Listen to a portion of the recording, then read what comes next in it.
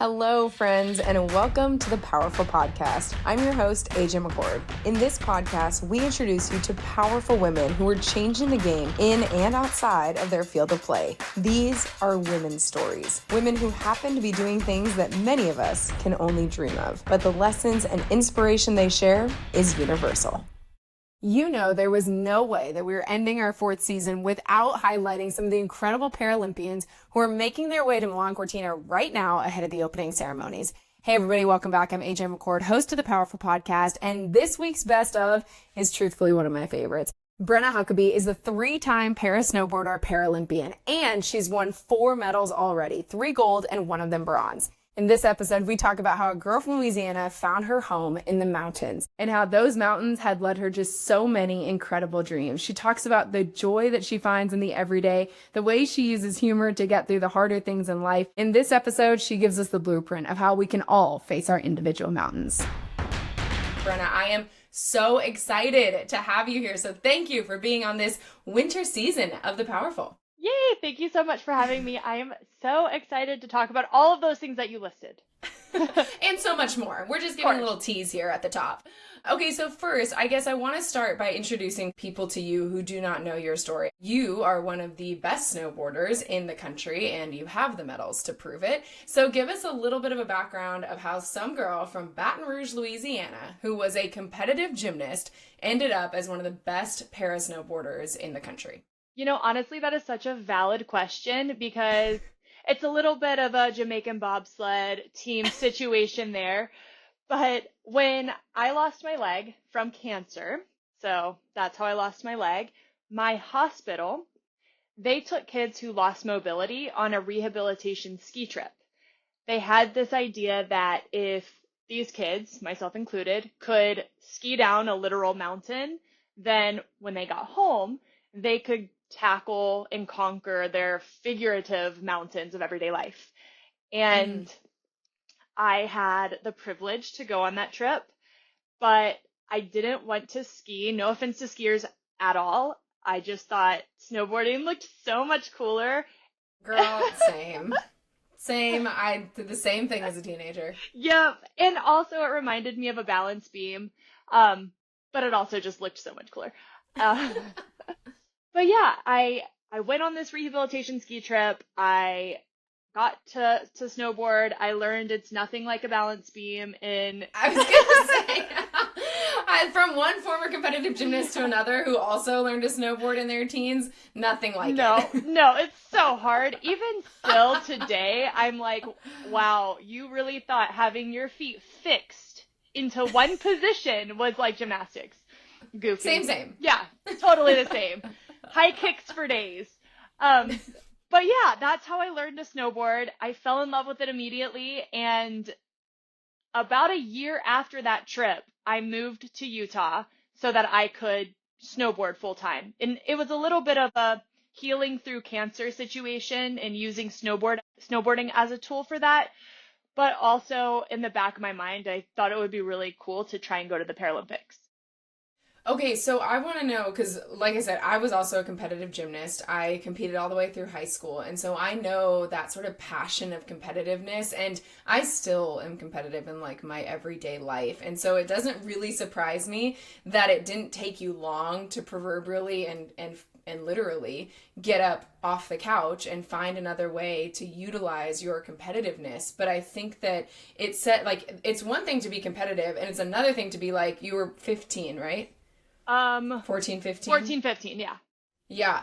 To say like, hey, by the way, mom and dad, thanks for sending me on this journey. I'd also like to move to Utah. Like, how did that conversation work at 15? Yeah, great question. So my parents, I love them to death. They have never been traditional, ever, with anything in life. And so when it came to learning to snowboard and deciding to make that move, my mom, first of all, she was on that original trip with me, and she was like, when you snowboard, I see that Brenna again. Like, I see that light and that fire in your eyes, and like, I will do anything to keep that there. That was like such a big aha moment for her. And then she was also like, selfishly, she's always wanted to live in the mountains. So she was like, this is a perfect opportunity for both of us. Like, I can help you pick up the pieces of your life And I also get to live out a dream of mine to live in the mountains. And so my dad and my brothers, I have two older brothers, stayed in Louisiana, which was a challenge for sure. And then my mom and I moved to Utah. I finished high school and I snowboarded. Wow. Okay, so then the next question is, how does it go? Like, what is the Paralympic process? How did you go from like being on a snowboard for the first time to a few years later becoming a world champion? Yeah, great question. It's definitely different than Olympics, right? Because we have people that are becoming Paralympians usually became disabled later in life. So many of them didn't grow up doing their sport. They may have been an athlete in a different capacity, but like myself, I didn't grow up snowboarding. So there's two ways it can go. You can either pick it up really quickly and go through the ranks of competing nationally, getting onto a world circuit, doing well there, and then world championships, and then Paralympics, which is the route I ended up luckily being a part of.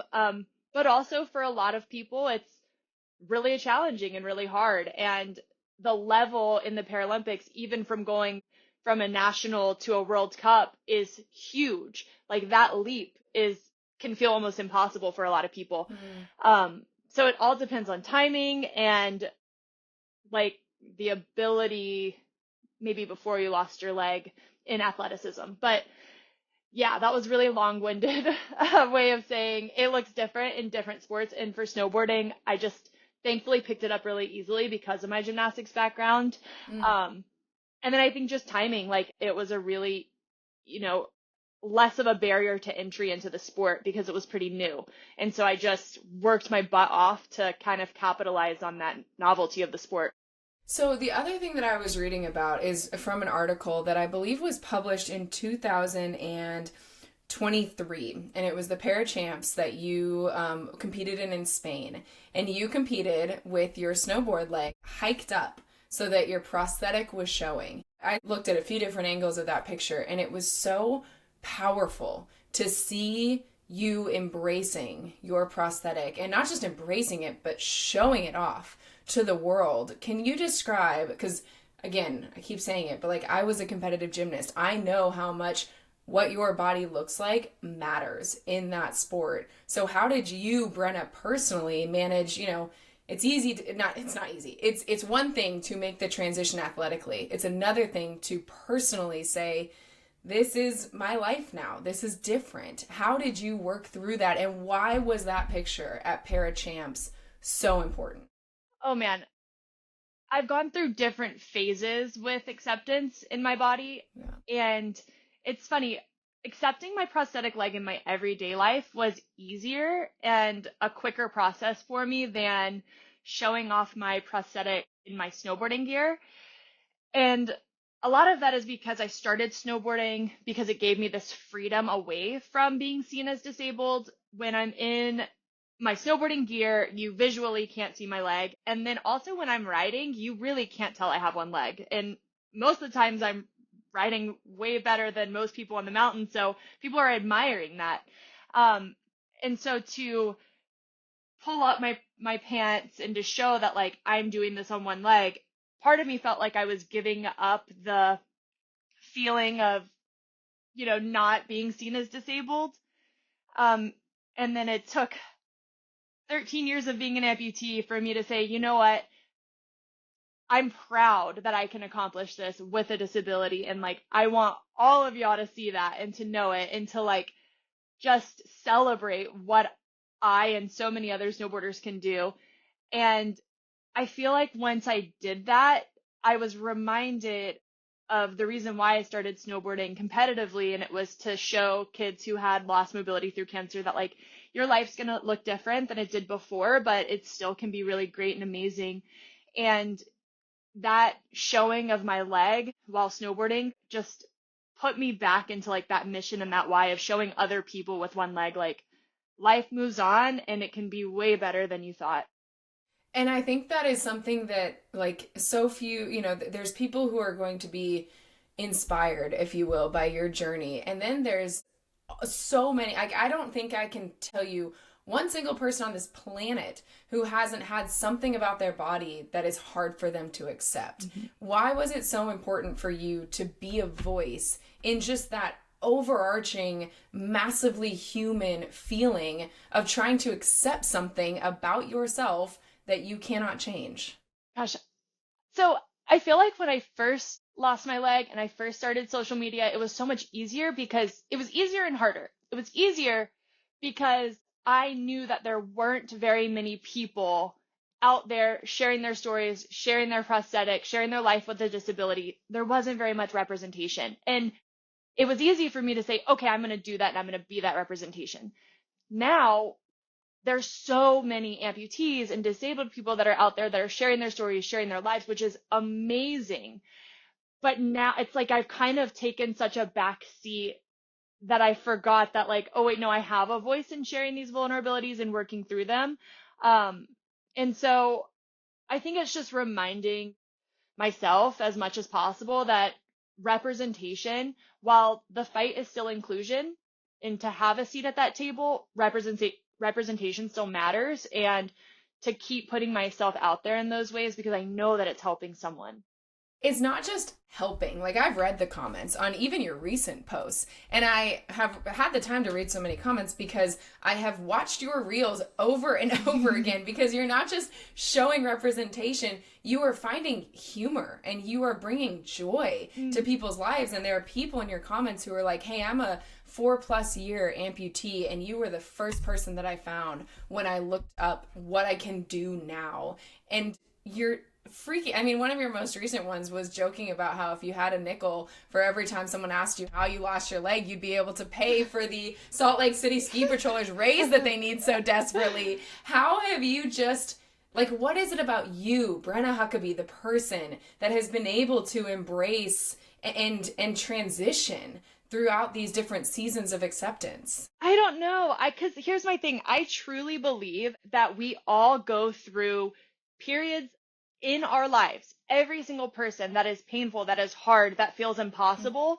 And I want to, like, share and show that, like, if I can do it, you can do it, but also here's how. I don't want to say if I can do it, you can do it because, oh, poor pitiful me with one leg. It's more like, I know that you're also going through really tough stuff. And hey, you can say it, girl. It is. It's tough shit. It's tough shit. Like, I know that you're going through it. I'm going to kind of segue, and I'm so sorry. I'm ADHD. We're going to blame it on that. But one thing that I find just so important, well, it's gone. It's gone. I lost it. This is ADHD. This is it. It was so important too. What were we talking about before? Because it won't come back. We were talking about just like how you as a human have this ability to navigate these different seasons of acceptance. Yeah, and like we all have really, we all go through tough things. Oh, right. If I can do it, you can do it. Not because poor pitiful me with one leg and, oh, I have 2 legs, so my life is so great. But one thing that I always say is there are periods of my life that was way harder than cancer. And I draw from that pain and those things that I learned, and I apply it to what I've learned with having one leg. So I know when I'm sharing things, it's universal. Like, you can apply it to your life, even if you've never had a disability, even if, whatever your hardest day is, it's applicable. And like, that's kind of where I pull from. I know that wasn't the most eloquent and a little bit everywhere. No, it was great. It was great. How did you develop that ability though? Like, was it something that you wished you'd seen? Was it your family? Like, where did that come from? How can people pull from that? Oh, therapy, mental health. Girl, yes. I think I've always been searching for control in my life, and I feel like the best way to find control is through knowledge and insight. And I just am I'm journaling, I have a therapist, and I just want to leave the world better than I found it. And for me, the best way I can do that right now in my life is through social media and sharing my stories. And that's not to say that that's the only way to, make big change. But I think, yeah, just trying to figure out what your superpower is and what your passion is in that moment and just doing it. Like, just do it. Well, and one of the other ways, you're not just influencing and impacting the world at large, but your world at home is being impacted by the way your daughters get a chance to see the way you live. So tell me a little bit about your family and how going from, I mean, my gosh, your late teens were like a lot. You squeezed a whole lifetime into your late teens. So talk me through the journey of becoming a mother and now getting a chance to sort of just share this competitive lifestyle, but also a joyous lifestyle with your kiddos. Yeah, so I got pregnant when I was 19. Total accident. I had actually been told by multiple doctors I was infertile. I was on birth control. We were just, in our eyes, doing everything right. And I found out I was pregnant at 19. I was 5 months along. And it was like, buckle up. That's kind of what I did. I decided I was going to do this because based off of my infertility diagnosis, I didn't think I would ever have a chance to have a child later in life either. So it was really hard and really challenging, and honestly blacked out for like 6 years of it. My oldest is now 8, but it's paid off. All of that hard work has paid off because now I get to snowboard with my kids.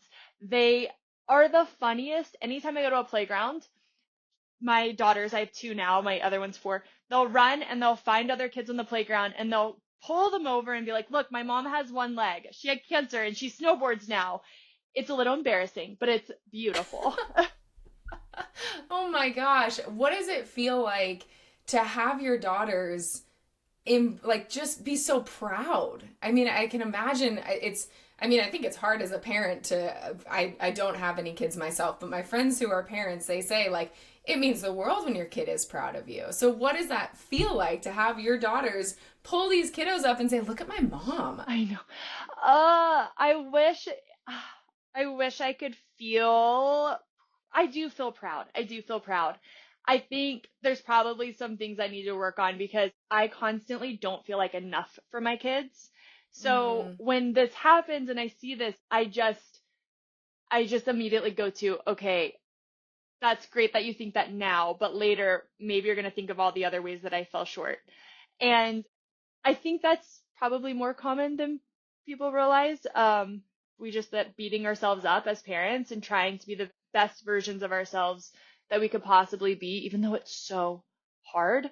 But I'm trying to sit in the gratitude with it and to just like feel that, I don't know, that connection or that, I don't know what I would call it, but I do my best in trying to enjoy it. But I do mentally kind of beat myself up and go, oh, you think that's cool now, but all I can harp on are the things I did wrong 10 minutes ago. But yeah. Yeah.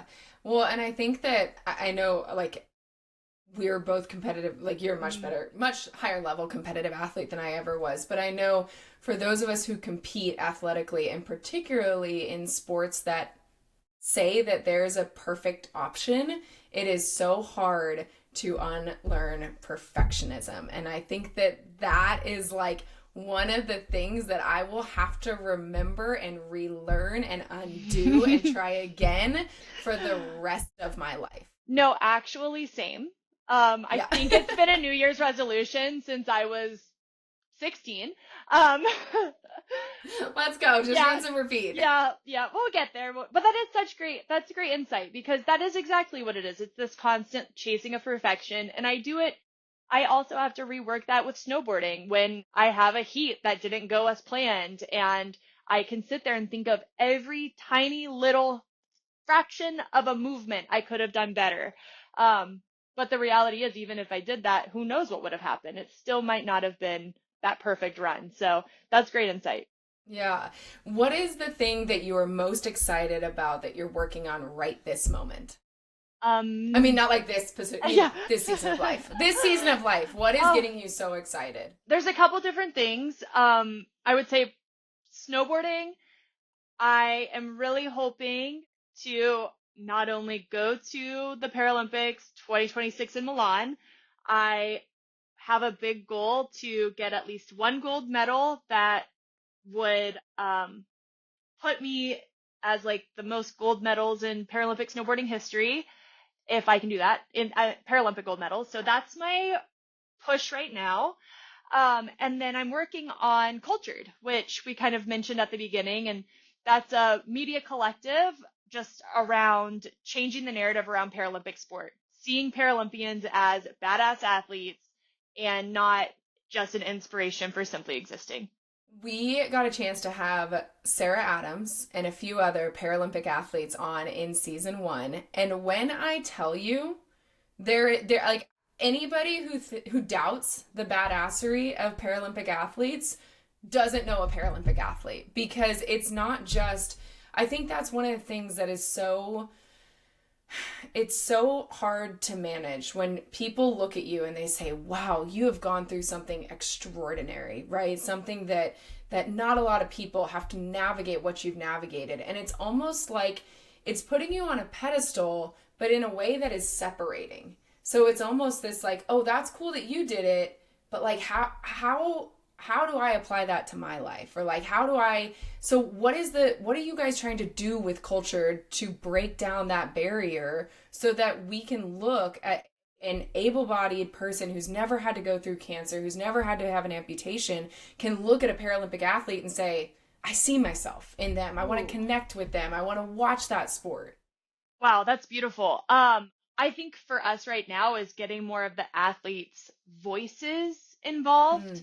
There, like you mentioned, there is that level of separation in the media, especially around Paralympians and just disabled people in general. But one thing I've noticed is a lot of the content and the media that goes, well, worldwide is very well seen. A lot of the times it's so heavily focused on that disability. And one thing I talk about a lot is it's obvious we went through something. Like, it's obvious I have one leg. Even if I was born with one leg, it's obvious I had to go through some shit to get here. But so I want to know, like, how did you get to the top of your sport? Like, how did you wake up every day, grind, be disciplined, work through pain? Like, what are the barriers? We've had people talking about just getting their sport into, like, a national championship. Like, how do you even get your sport sanctioned? Things that people wouldn't even know, myself included. I've been learning so much because there's no broadcasting of it. There's no just awareness of what's going on outside of the fact that Paralympians are disabled. Right. And they happen right after the Olympics. So stay tuned. Yes. Right? Yes. That's the other thing is like, how do you remind people that like there is a fantastic slate of competitions coming your way right after the Olympics. And there is all of the sort of national pride. There's all of the stories, all of the reasons we all love sports, which is the connection, the human connection to watching someone give absolutely everything they've got. And what disciplines are you going to be competing this season? Great question. I do snowboard cross and banked slalom. So one event is 4 people on a course. The other event is solo with time. If y'all have not seen border cross before, tune in. Because if you like anybody who likes, it is, I don't know how you guys stay straight and not smacking into each other. Like, it is one of the gnarliest. It's like, in fact, there was kayak cross in Paris this year for the first time. We had Evie Liebfarth on. She's a Team USA kayaker. She went over in Paris, and she was telling us about the drops and just how chaotic it is. You have to make sure your equipment doesn't get tangled in your freaking neighbors while also going very fast. Oh no, we definitely get tangled. It's just nature of the game is staying up. But we always say rubbing is racing. Like, you're going to hit. It's racing. But you just want to stay up for sure. Yeah. As long as we stay vertical, we're doing just fine. Then I'm happy. Yes, exactly. What is the one thing that you want people to know about you, Brenna Huckaby, the person, that they can't necessarily get or that you want to leave them with? Ooh, that's tough. I think I'm just a normal person. Like, I'm so freaking normal that, like, please don't put me on a pedestal because I am just like you. I promise. I love it.